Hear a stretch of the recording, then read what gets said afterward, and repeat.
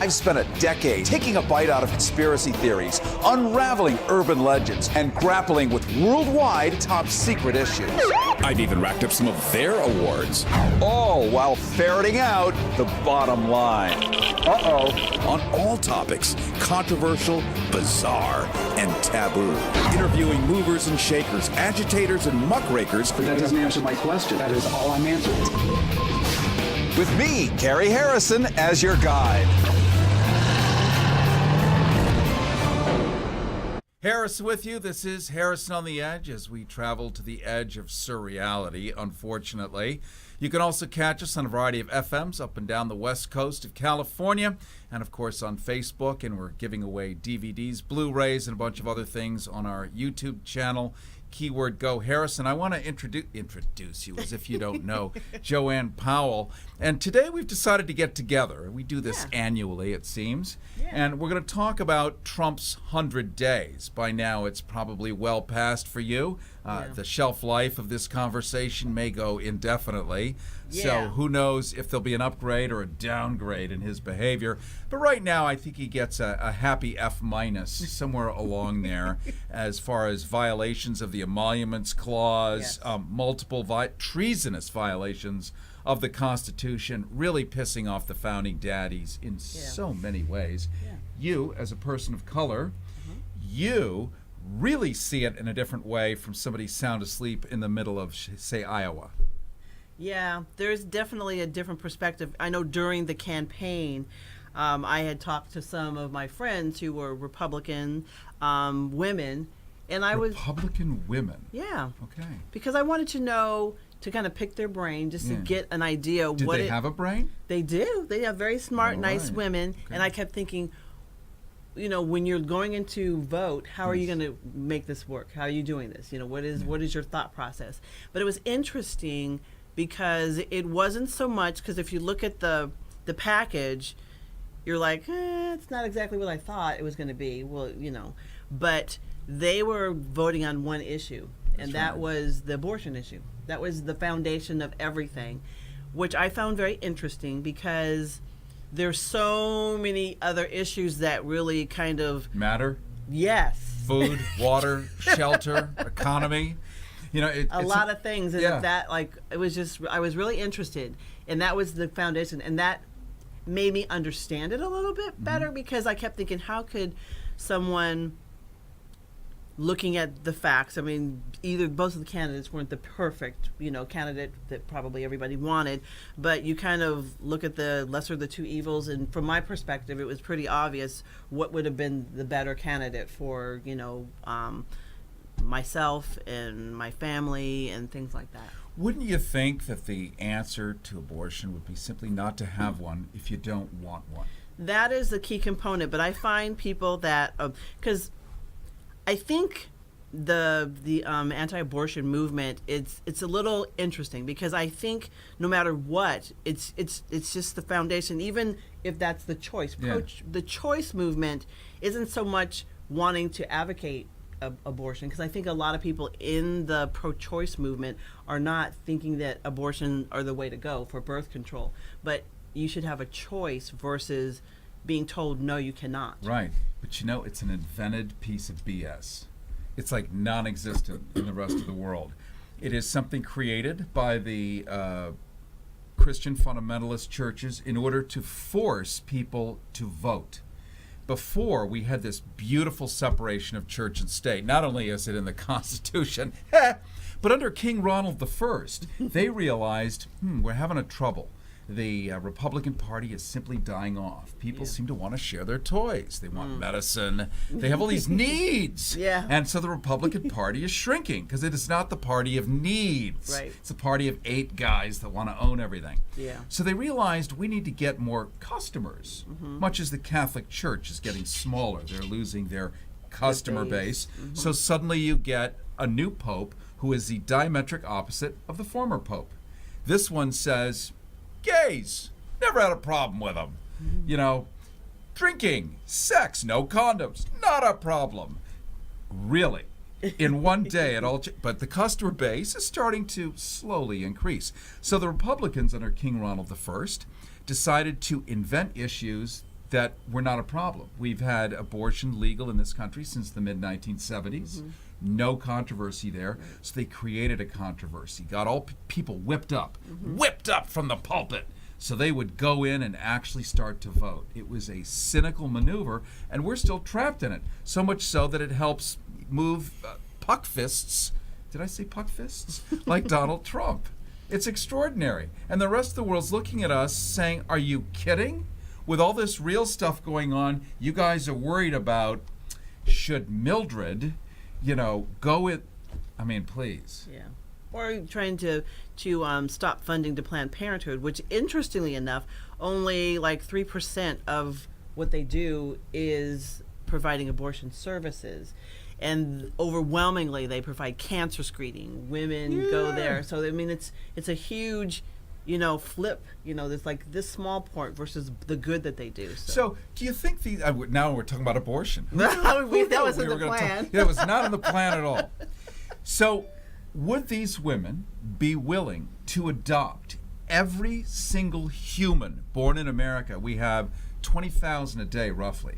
Are they willing to commit financially and open their houses, build extra stories, 100-story houses, because they're all apparently very rich and capable. They'll tell you bigly, as Donald Trump would say. So why don't we get them all to commit, every single one of these people, to adopting every one of these humans, taking financial responsibility for 18, hiring a sea of nannies. Yes. A sea of nannies. Well, they should be stay-home moms. All of them. Yes. Stay-home multiple moms. Yes. I think it's a reasonable trade. Yeah. And if that's the case, I'm sure everyone would be, I don't know, they'd be satisfied. But it would be curious to see if they would agree to that. I think there are some that have that passion to want to be there to help, but I think overwhelmingly that the majority of people don't want to get that involved. They're involved with the process of picketing, but when it gets down to it, will you take these babies home with you and make them a part of your family? Hell no. Are you kidding? No, nobody. It's hard enough to have a dog. In fact, if you think about it, just handling your own personal self-care, you have to treat yourself like a pet. You have to take yourself out, get yourself to go pee, take a shower. You have to feed it.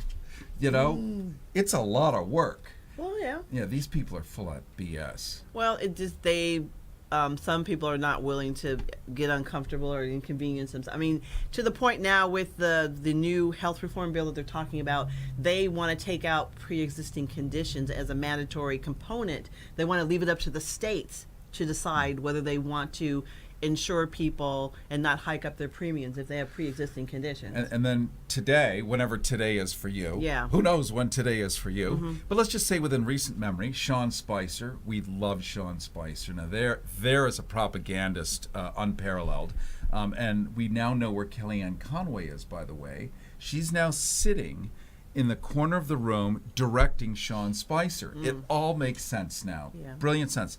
He announced, without a guarantee, that the pre-existing conditions would actually be left alone under the Trump administration. Yeah. Sure, the states will have some input, blah, blah, blah. But this is a big problem because medicine, you either have it or you do not. Right, and if you don't, you die. Yeah. And if you look at Canada, our dreaded northern neighbor, the Canadians, right? So it costs the average Canadian $3,000 a year for all-you-can-eat health care. All you can eat, unlimited. The smorgasbord. Need a heart replacement? Not a problem. Brain transplant? Sure. Whatever you need. $3,000 a year. Under Obamacare, as we still call it today popularly, at least you have a cap of $6,200. That's the maximum you pay out of pocket. Yeah. There is no such thing as a pre-existing condition because life, frankly, is a pre-existing condition. Yeah. You're alive, you're not alive.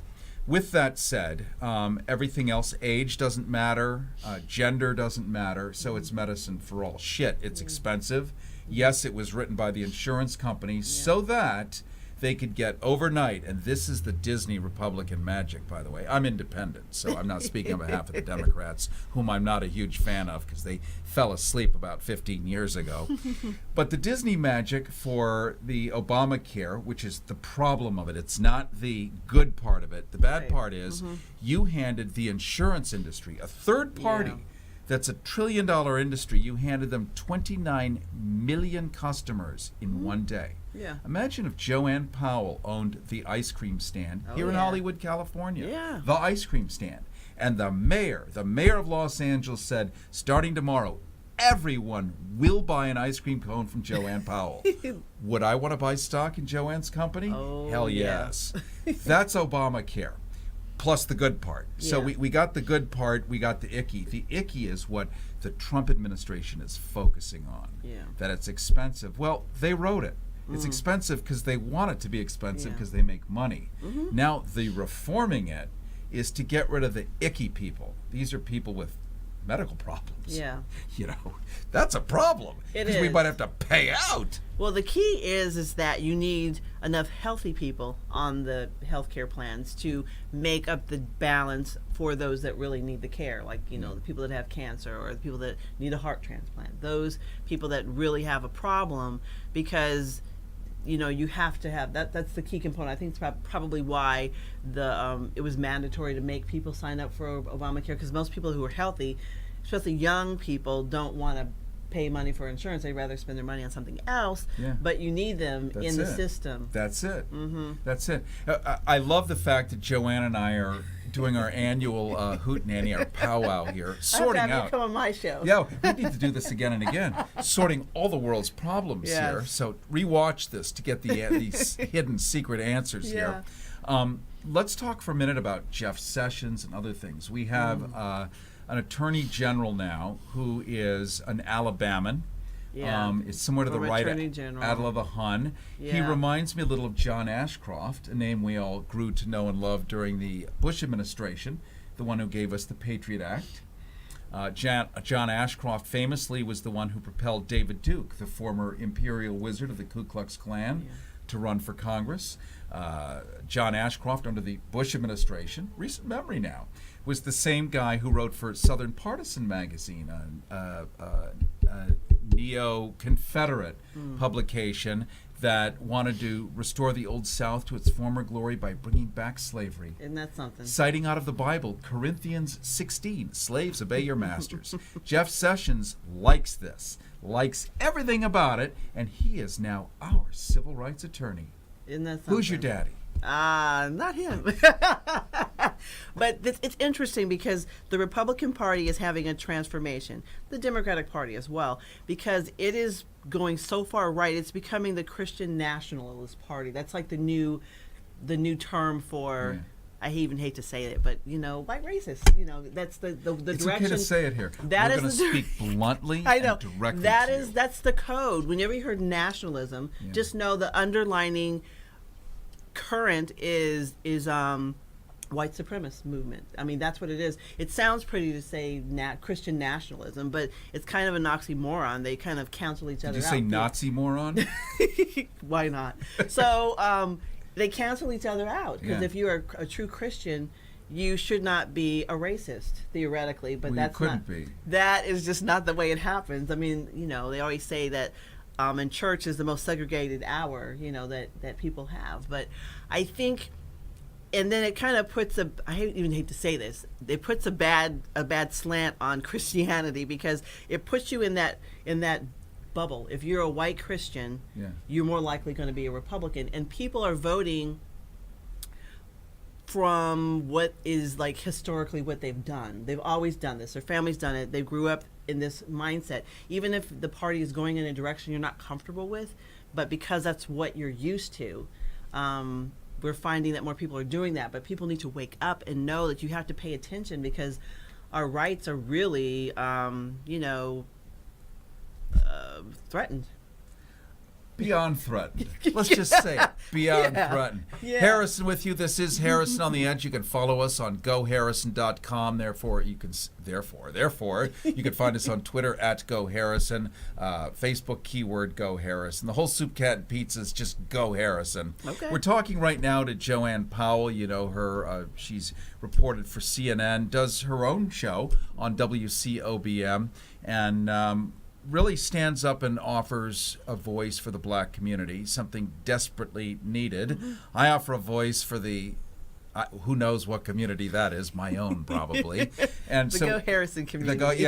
We're getting together and kind of fleshing this stuff out. Mm-hmm. And we're talking a little bit about who's the new Attorney General, the Trump administration, a very cynical view of how they want the world to operate. And just yesterday, Joanne, I interviewed Joel Pollack, and he is the editor-in-chief of Breitbart.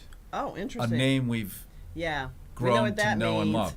We know what Breitbart is. Breitbart gave us the gift of Steve Bannon, the senior advisor in the White House to Donald Trump. And Breitbart, if you somehow don't know about Breitbart, it is the home base for the American Neo-Nazi Party and the Ku Klux Klan. The Nationalist Party. Who's your nation? So that's where they hang. So this guy, the editor-in-chief, it's the usual round robin. Mm-hmm. So all these people tend to go to your website. Why is that? Well, they actually don't go to our website. Really? No, they don't. There's no proof of it. Is that right? And he's wearing his yarmulke, too. Oh. Now, he's an Orthodox Jewish guy wearing a yarmulke in a public place. So it's like me wearing a crucifix this big. Obviously, me and Jesus are tight, so I could never harm you. Yeah. And the question I want to know, and this is fascinating, is Orthodox Jews siding with Nazis. Isn't that interesting? Yes, because, and the only way you do it, and we know this historically, the enemy of my enemy is my friend. Mm. So in order to get what they both want, they have to get together. Now the Nazis, at the end of the day, the Jews are going to be in short supply. This is only going to last until the Nazis and the Klan get enough power to then blow out these people that they exploited to get to that power to where place. They need to be. Yeah. And that is a fact. Steve Bannon has never kept it a secret what he thinks about Jews. So the Jews are helping get the Nazis up because the Nazis are anti-Muslim. Muslim ban, build the wall against the other Muslims, which are called Mexicans, because it starts with an M. So it's probably the same thing. And the Cubans, by the way, as Donald Trump said, are first cousins to the Mexicans. So now there's a problem with Cuba. What else is new? So let's talk a little bit about whatever we want to talk about. My train of thought just derailed all over the tracks here. What do you think about what's going on in North Korea and Trump wanting to invite their leader to come to the White House and hang out with him? I mean, it would be such an unprecedented event. The first time a sitting president has ever done anything like that. I mean, it's never happened. He's very unconventional, but I mean, maybe he can make things different. In some ways, they're kind of the same. Well, that's the key thing, is in some ways they're kind of the same. This is not a do-gooder.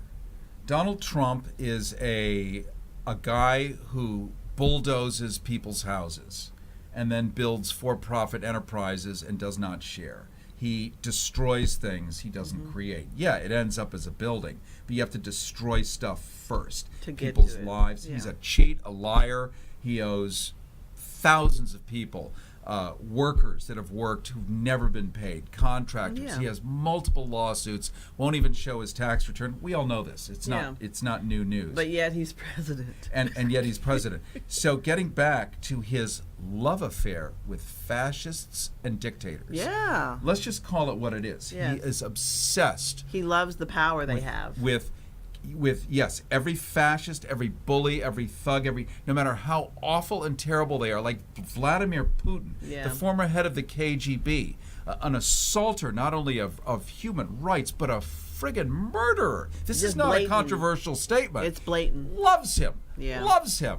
Yeah. Loves all of these guys. So Yeah. anybody who's fascinated with a deep passion and connection with fascists and dictator We know what the future will look like because we already know what choices and decisions will be made by that person. So we've got now 3 years and change to go. We should stop clutching our pearls and being shocked by, oh my God, he said a tweet. Well, the key there is, like, especially as someone in the journalism field, my issue is that if you don't say what he likes, he thinks you are, fake news. And it's kind of, he's trying to chip away at the integrity of journalism, of real journalism. And it was appalling when he was, there was a story that he was talking about, and his source, like, where did you get the information? It's like, it was a credible source, the National Enquirer. I mean, that was his source for the story. And I'm like, oh, really? So, he's creating that whole... well, they did give us the Kevin Spacey blowjob story, so... They have some credibility, but it's just, when you think of the New York Times, the Washington Post, all of these credible... publications and news agencies, and then you equate that with the National Enquirer, who he is a friend with the head of that organization. So this is a beautiful pivot, Joanne Powell, Yes, sir. into propaganda, because that's what we're talking about. Yeah. So if anybody is shining light on the cockroaches and they scatter, then you have to say they're not really an exterminator. They're something else, or it's not sunlight. It's something. It's aspirin. Yeah. And so if a news organization, and it's hard to give a ton of credit to the mainstream media, it just is.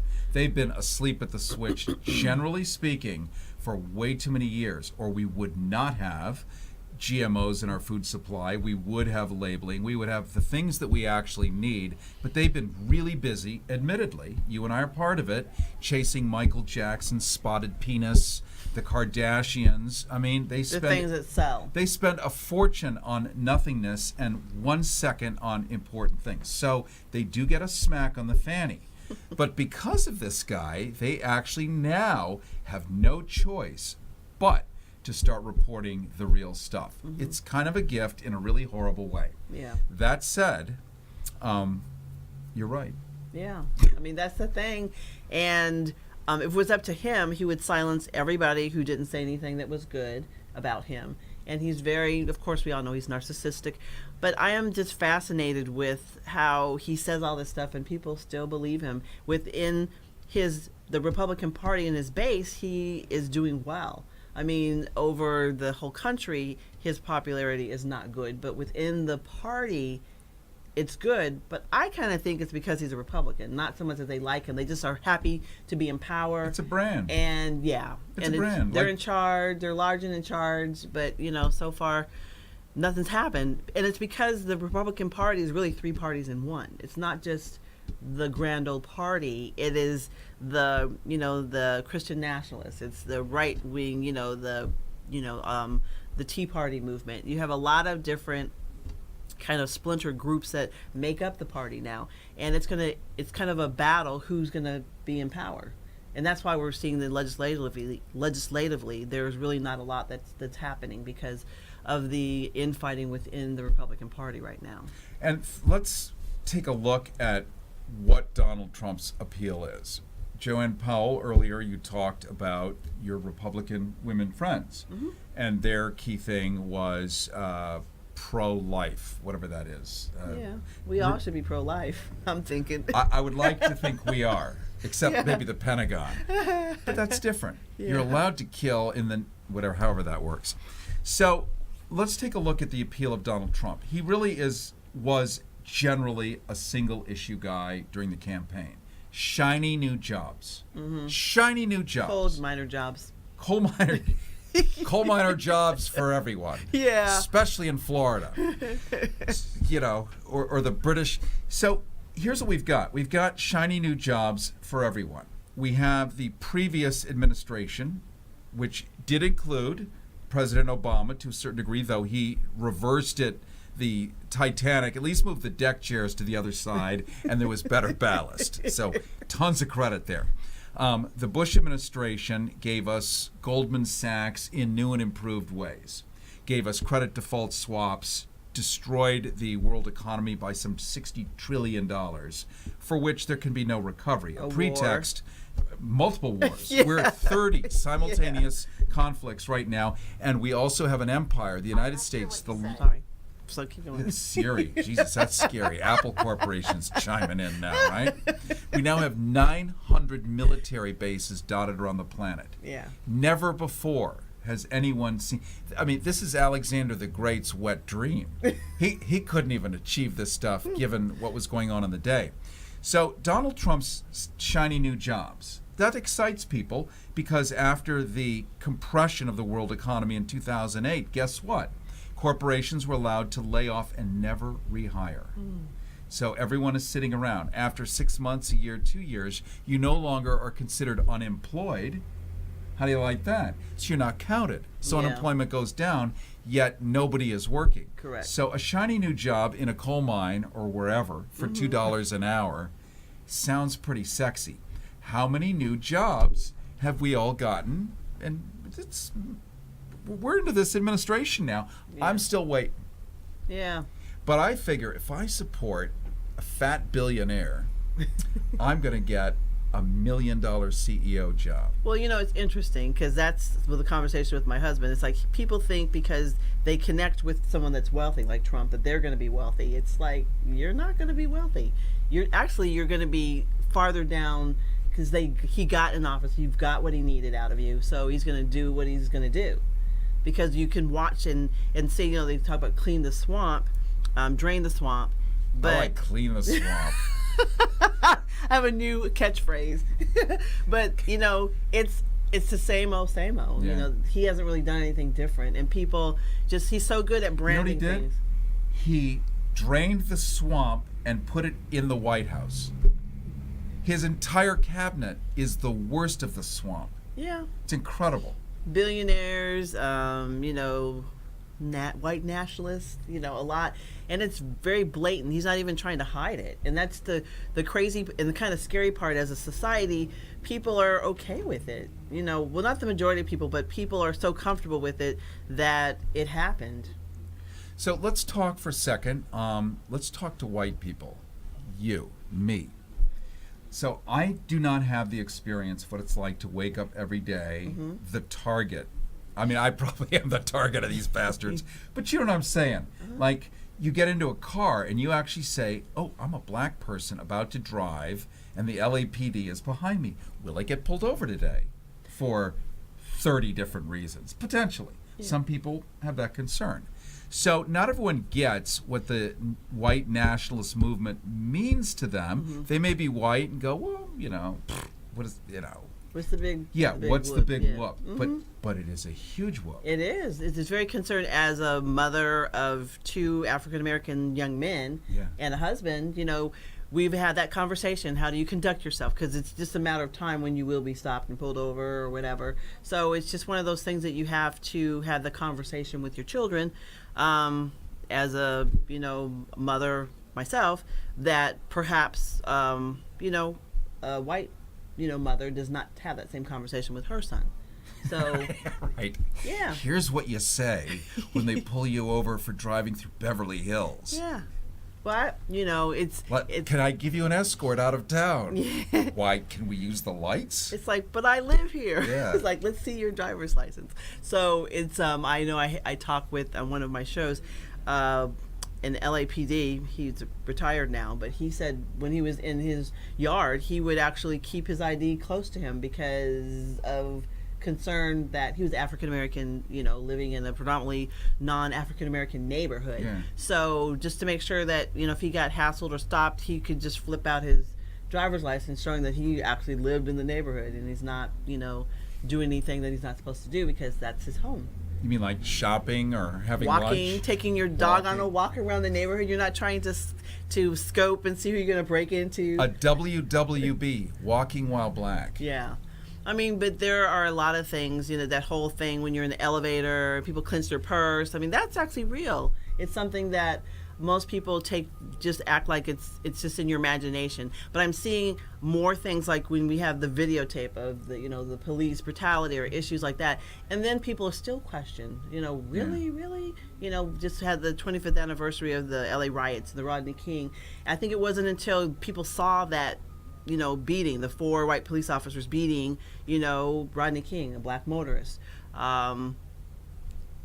People, in the community are like, it's been happening all the time. And then, now you're seeing it and you're shocked. It's like, we've been trying to say that. It's like, oh, you're over-exaggerating. And we're seeing more video, but we're not seeing a lot of change in the outcome necessarily. But we're still striving toward that and making, some leeway. But overall, I think a lot of people feel injustices, based on race. How do we watch you, catch you, enjoy you? Okay, of course, WCOBM.TV here. A Joanne Powell Show Facebook page. I'm still working on all my social media skills, so bear with me, folks. That's a life. Good luck keeping up with that. I know. It's really exciting, and what we're doing here, I think, is really pretty exciting because we can reach so many people through, social media, and it's just opened up so many avenues that haven't been, because most people don't sit down and sit in front of the TV at 6 o'clock or 5 o'clock to watch the news like they used to. Now you pick it up with, through entities like here and watch it when you want, or on the go. You could be on, doing whatever, watching your show. It's wonderful. And I'm so glad that we had a long-form conversation today, much more delicious than a highlight. Like, we got into it. You do know that we did solve every single one of these problems today with complete calls to action, very clear. So if you don't remember what they were, you just have to rewatch to figure out what it was. Yeah, but get involved. That's the key component, is don't stand on the sideline. You have to become a part of the solution. The great Howard Zinn, radical historian, wrote a book called There Is No... It was wonderful, and I really recommend it. You'll have to Google him. I want to thank you so much for showing up today. Thank me for showing up today. I'm treating myself like a pet. I was here. Yeah. And Harris with you. This is Harrison on the Edge. You can follow us anytime. GoHarrison.com. GoHarrison.com. And if you subscribe to us on our YouTube channel, keyword Go Harrison, we've got all kinds of new Blu-ray, DVDs, giveaways, trips, and on WCOBM.TV, we're going to be doing some travel stuff too, which is going to be a lot of fun. So, thank you so much for coming today, and we will. It was my pleasure. I will see you again for our annual Hoot Nanny. We'll have to have you come on my show. Sooner. We can do this if you can get here by 1 o'clock, maybe. Yeah. All right, we'll that's see. AM. All right, thanks. See ya.